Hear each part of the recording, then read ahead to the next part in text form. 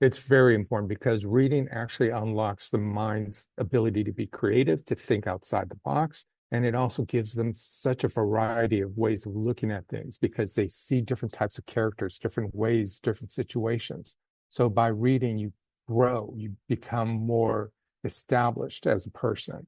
You get to experience more opportunities or different lifestyles, especially for people who like to live through a fantasy book and stuff. They get to be somebody different. So it helps them release that stress, that anger or frustration that they may be going through. So yes, reading is very important, especially for young kids today. There are opportunities for our work and careers everywhere, if you know where to look. That's easier said than done, especially in our fast-paced and constantly changing world. Marianne Fairmouth is talking to experts, employers, and job seekers to bring you insight and understanding about what's possible. This is Career Can Do, where we're navigating the new work world. Welcome to the Career Can Do podcast, a top global podcast dedicated to helping you navigate the new work world and beyond. My name is Marianne Fairmouth, and I'll be your host for this episode. And today I'm really delighted to have a guest on my show that I have the most respect and admiration for. Alan Bourgeois is a multi-award-winning author and author advocate. He's also the originator of the Texas Authors Institute of History.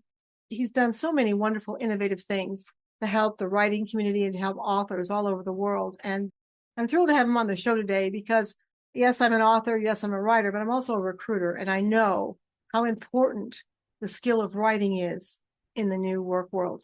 It can make or break your potential for growth. And so after that incredibly long introduction, without further ado, help me welcome Alan. Alan, say hello to everybody. Howdy. Great to have you here, Alan. Thank you so much. It's a pleasure. To be on the show. You know, writing obviously is one of my passions, and it is a journey. And you are so helpful to so many authors because you've written in numerous genres. And it's curious, do you have a favorite book or genre to write in, and what draws you to that genre? It's kind of interesting because, as you said, I do have multiple genres, but the self-help books, I have 32 that help authors. So on one level, that's my favorite, but at the same time, I love writing those thrillers, those mysteries, getting people caught up in a story concept and stuff. So I would say they're pretty equal in that respect. Okay. I can't say enough about, you have all these wonderful events for authors, and I've been a part of them in many ways. But as an independent author, Alan, who has not published with a major publishing house or landed a New York Times bestseller, what motivates you to keep writing after all these years? The fame, it would be wonderful. Believe me, earning a nice income off that fame would be great, but that's not the whole reason for writing, at least not for me. And I know for a lot of authors, it's about just telling the story. And as long as we can continue to tell the story and have that avenue to put it out there, that keeps us motivated, keeps me motivated. And I think you touched upon a very important point. The reason I started writing was because of a traumatic event in my life.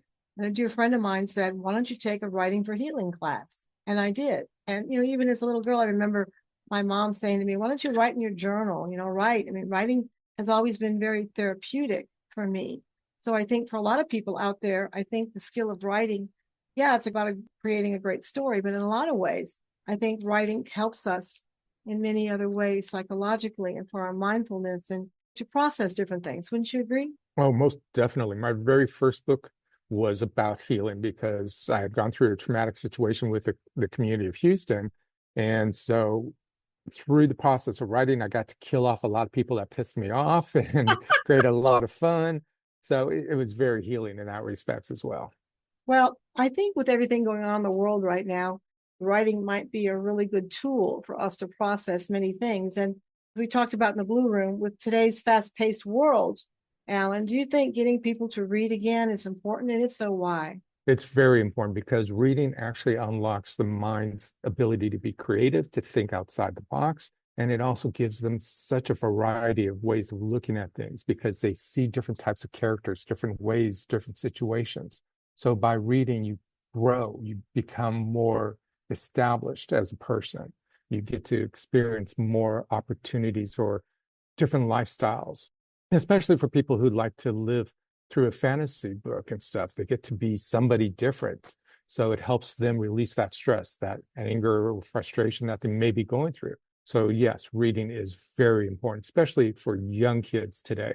They teach it, to read in school, and, elementary kids love it. But when you get to middle school and high school, it's not as fun anymore because it's so tedious.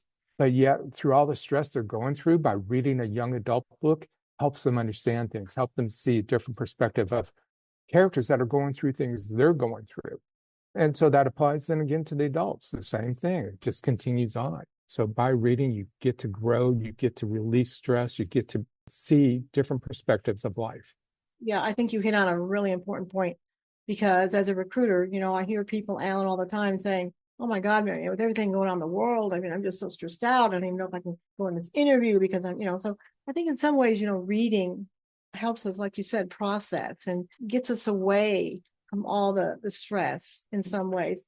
So, Ellen, I've talked to a lot of aspiring authors lately, and they feel discouraged by the challenges of maybe breaking into the industry. In your experience, what do you think is the biggest challenge for authors today? What would you tell them? Yeah, it is a challenge because you have a whole bunch of different things coming at you at once. Of course, the cost of being a published author, whether you do it through a traditional hybrid or self-published, there's always expense involved. The amount of authors that exist, there's over 1 million authors that are publishing books every year. So that's pretty tough in itself. So that means you have to market your book. And a lot of people don't like marketing. They don't like being out in public pushing and selling their product. And you have to really wrap your mind around it in a different way, because it's not just about selling your book. It's about getting people to connect with you, to understand what you're presenting.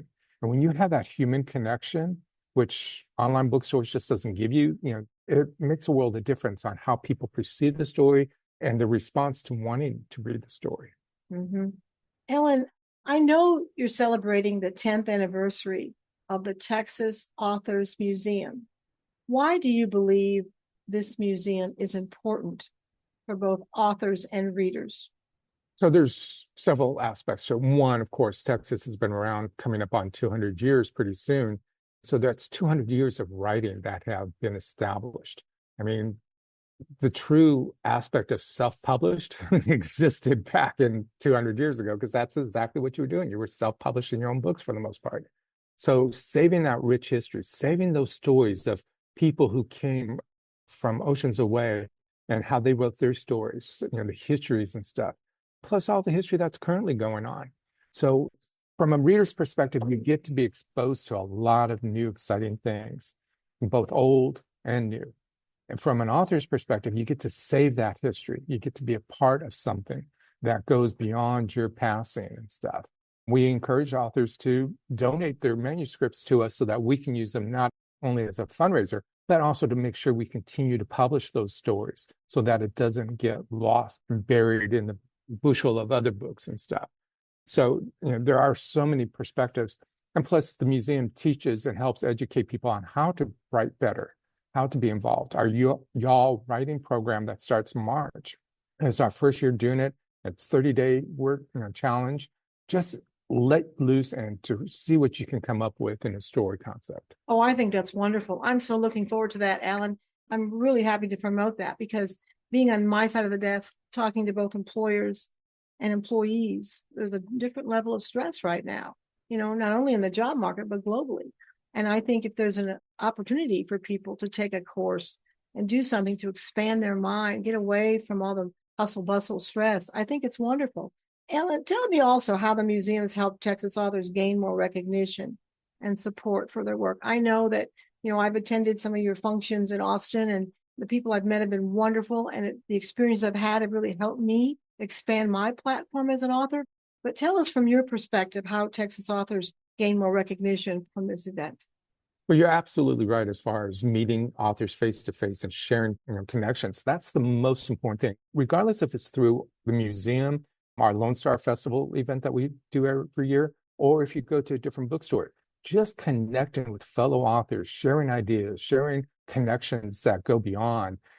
is tremendous because when I've been out there, matter of fact, just last Saturday, a few days ago, I was at an event in San Antonio and I met with somebody who's an author who also has a podcast, got invited to do the podcast. That helps those authors then get more additional exposure. So from our perspective, what we do is we are a worldwide outlet to help people discover Texas authors. I have books sold in Europe and Asia because of our commitment of getting out there and sharing that to those communities that view Texas in a certain way. And when they discover that we have great writers, it's estimated 50,000 plus, almost 77,000 authors in Texas.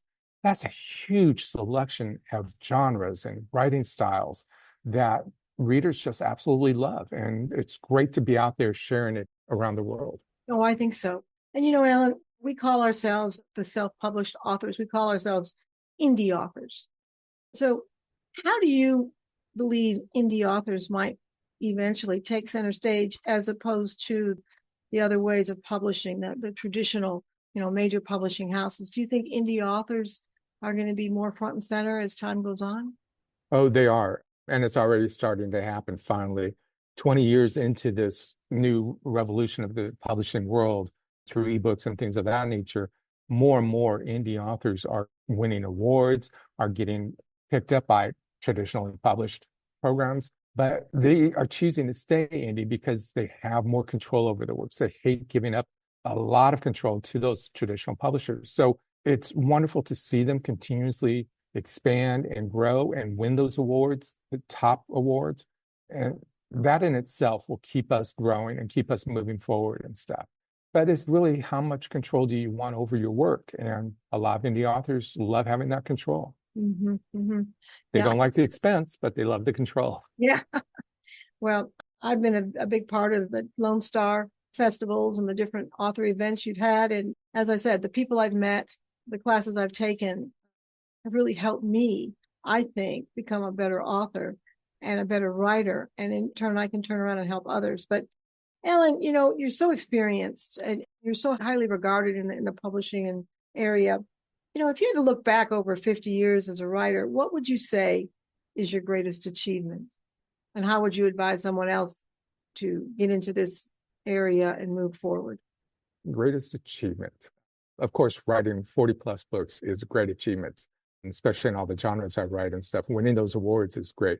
But for me, it really comes down to being able to help fellow authors.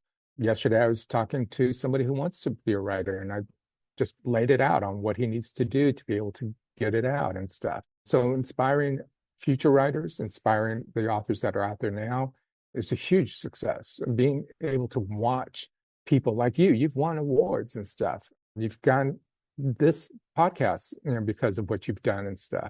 Seeing the authors I've worked with continue to grow, continue to succeed, that's the reward. And when I get an email saying, thanks because of what you did at this, and this, it's helped me move forward. And that's exciting for me. Ditto, because I was so insecure about writing. And I was introduced to Alan kind of in an interesting way. I just did my research about Texas authors and leaders in the industry and found Alan. And I was real insecure, but he has so much integrity and he's so sincere. And he said, Marianne, you can do this. For him to believe in me helped me believe more in myself. And I think there's, I've met other people, I will say, I'm not going to mention any names, but I've met other people that said, oh my God, this, what your idea is crazy. You're never going to be able to do that. Alan might say the same thing, but he says it in a different way so that you don't feel so kicked in the face and you feel like maybe I have a chance at this. But he's got integrity, he's smart, but he's so down to earth and he's very supportive. So if you're out there listening to this, you're thinking about writing fiction, nonfiction, essays, whatever it is, Alan's someone that I would highly recommend because he'll tell you the truth and he'll be honest. Alan, you've done so many things, and I hope you're around for the next 50 years. But what legacy do you hope to leave behind for future readers and writers? The legacy would be the museum. My ultimate goal by 2036, 200th anniversary of Texas, is to have a built museum, one that houses not only the million of books that Texas authors have written, but is an educational center so people have a place to go to continue to learn, to be able to have events such as the Lone Star Festival there, or the All Writing Challenge, or anything else that we've created along the way. Having a permanent home, physical location is my ultimate goal and what I think would be the legacy of everything. Now, if I may go back to what you were just talking about, experiencing the writing concept and feeling insecure, I actually just recently wrote a short story called Blue Bonnet Dreams. It's a story about Emma, who was exactly like you, was insecure about writing, wanted to, but wasn't sure. So in the story, it moves her through that process, and she discovers how she can create it and how she actually does achieve that and stuff. So I want to just throw that out there, self-plug, as you say. Well, I think that's great. And I got to say, Alan, I really believe, I met you, 10, 15 years ago. I started writing, 2014, which is 11 years ago. But I got to say, I think there's even more stress now, and there's more challenges all over the world than there were, back then. And so I think more people might look to writing as a way to process stress, as a way to feel better about who you are, what you're doing, and more importantly, how can you make a contribution to others? Because when you put a book out there, it's not just about you, you're helping somebody else. All right. And that's one thing I just like so much about Alan, is that he's guided me in many ways.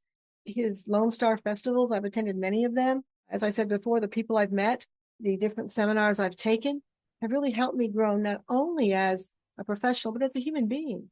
Because I think writing is one skill that helps you in so many dimensions. And as I said, as we started this early on, as a recruiter, the way you present yourself with the written word can make or break your potential for growth in the job market. If you can put that presentation out and write correctly.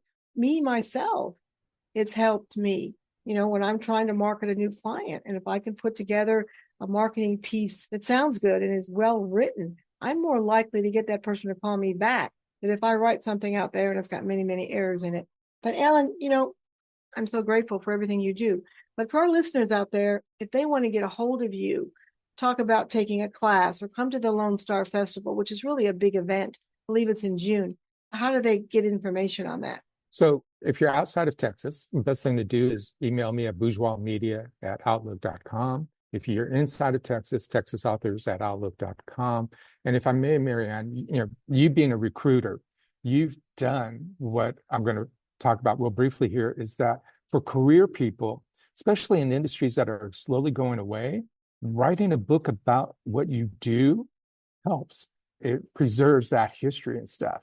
And it also gives you more credibility as somebody, which your books definitely have done with your recruiting and stuff. So for anybody, no matter where they are in their industry or what type of industry, writing a book about it and what that job is and how detailed it is, or sharing the information so others can grow from it, is a great thing to do. Oh, I think it is. I think it is. And, we're just getting started into this year, 2025. And I think a lot of us have made goals, but we're continuing to make those goals. And I think if one of your goals is to become your best self, to grow as a human being, to, not only move up in your professional arena, but move up as a person, move up and grow as a human being. And then more importantly, take what you've learned and share it with others. You need to check into what Alan Bourgeois does. I have the highest regard and admiration for him. He's helped me not only professionally, but personally. And I think what he does is great. Alan, we're getting near the end here, and I always like to leave our listeners with 2 salient points of what they can take from this podcast, digest, and move forward. If we had to leave them with 2 salient points, what do you think they would be? One of them is about writing. If you've been thinking about writing a book and stuff, just sit down, start writing. Don't worry about how it comes out or the order it comes out or anything. Just write, because that's the process of getting it out. And once you're done writing, then you have editors, and those people can put it together much better and stuff. The other thing is, don't be afraid to share your story. If you're an introvert or extrovert, it doesn't matter. There's somebody who wants to hear what you have to say, wants to read your story. So definitely just feel free to put it down on paper and get it out. If nothing else, it releases stress. And that's so critical right now. Well, I think, you've given our listeners so many good points from which to ponder. But all of this information, I'll be on my website, fairmouth.com. As I said, I've been a writer for 11 years. It's helped me tremendously, personally and professionally. But more importantly, the people you meet I mean, I feel blessed to have known someone like Alan Bourgeois because he, as I said earlier, he has integrity, he's smart, he's a good person, and he'll tell you the truth, right? And he'll make sure that if you've got an idea, he'll tell you the pros, the cons, what it's going to do for you, what it can't, and maybe how to restructure it in a different way to become more successful. So, Alan, I really appreciate you taking the time. I can't thank you enough for what you've done for me, but I'm so thrilled to have you on my podcast. This podcast is on all major podcast channels. It is nationally syndicated. And we're at the end here. Is there anything else you want to mention, Alan, or you think we've told them everything we can? Oh, we've never tell them everything we can. There's too much.